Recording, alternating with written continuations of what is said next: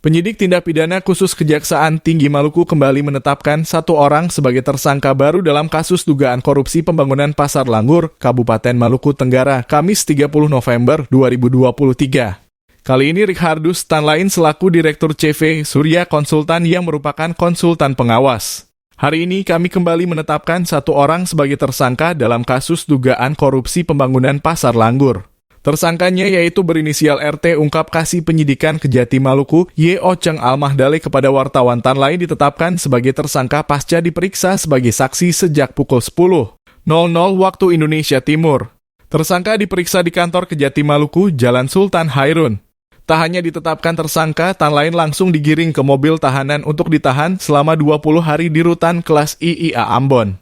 Pantauan tribunambon.com, tersangka Tanlain digiring ke mobil tahanan sekitar pukul 14.40 waktu Indonesia Timur.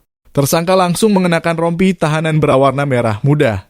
Richardus Tanlain kini disangkakan menggunakan primair pasal 2 ayat 1 Jo pasal 18 ayat 1, 2, dan 3 Undang-Undang Nomor 31 Tahun 1999 sebagaimana diubah dan ditambah dengan UU Nomor 20 Tahun 2001 tentang pemberantasan tindak pidana korupsi Jo pasal 55 ayat 1 ke 1 KUHP.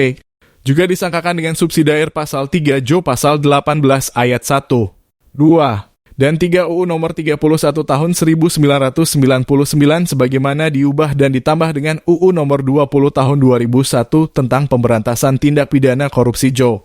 Pasal 55 ayat 1 ke negatif 1 KUHP. Sebelumnya, tim penyidik Kejaksaan Tinggi Maluku juga telah menetapkan dan menahan Kepala Dinas Koperasi Kota Tual, Daniel Farfar, sebagai tersangka kasus yang sama Kamis 23 November 2023. DFF yang merupakan mantan Sekretaris Dinas Perindak Mara tahun 2015-2018 saat itu menjabat PPK dalam proyek pembangunan Pasar Langgur yang bersumber dari APBD Malra dan DAK tahun anggaran 2015-2018. Di mana proyek milik Dinas Perindustrian Perdagangan Kabupaten Malra yang dikerjakan oleh kontraktor PT Fajar Baru Gemilang diduga dikerjakan tidak sesuai bestek. Dan ada indikasi markup sejumlah item kegiatan yang berujung pada kerugian keuangan negara berdasarkan perhitungan kerugian negara oleh Inspektorat Daerah Provinsi Maluku senilai 2.582, 762, 109, 96 rupiah.